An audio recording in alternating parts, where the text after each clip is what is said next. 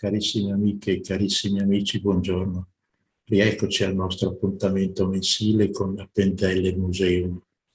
Incomincia a fare freddo, quindi conviene ritornare all'interno del museo e proseguire nell'esposizione degli oggetti che in esso sono contenuti. Però oggi vi voglio far vedere degli oggetti un po' particolari. Voi sapete che un museo, per essere tale, deve avere anche una sezione artistica e quindi deve anche esporre i quadri.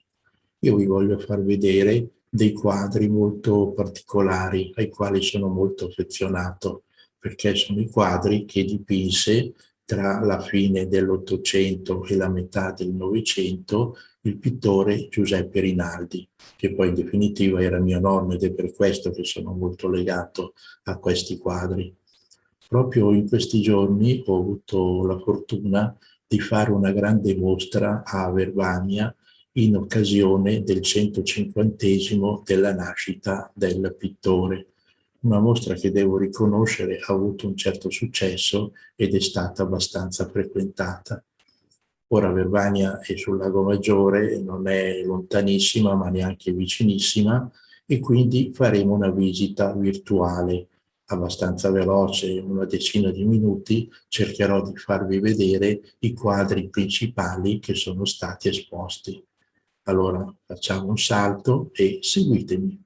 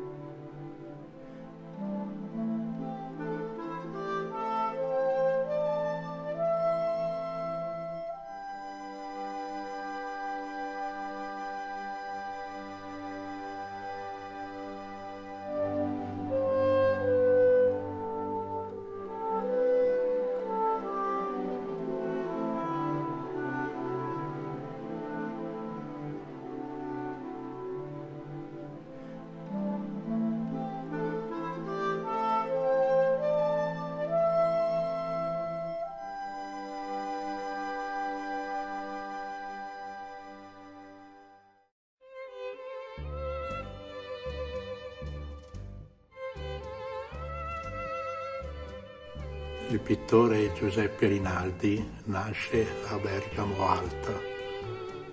I suoi genitori sono proprietari della fermata Pasticceria Cavour tuttora esistente, però Giuseppe preferisce dedicarsi alla pittura, dipingendo il ritratto di Cavour e gli amorini di stile neoclassico.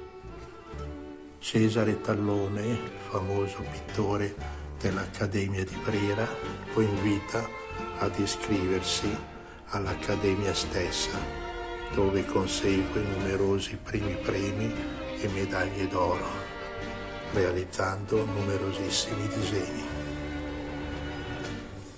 Conosce tutti i pittori scapigliati che operavano tra Milano e il Lago Maggiore e quindi decide di trasferirsi a Intra.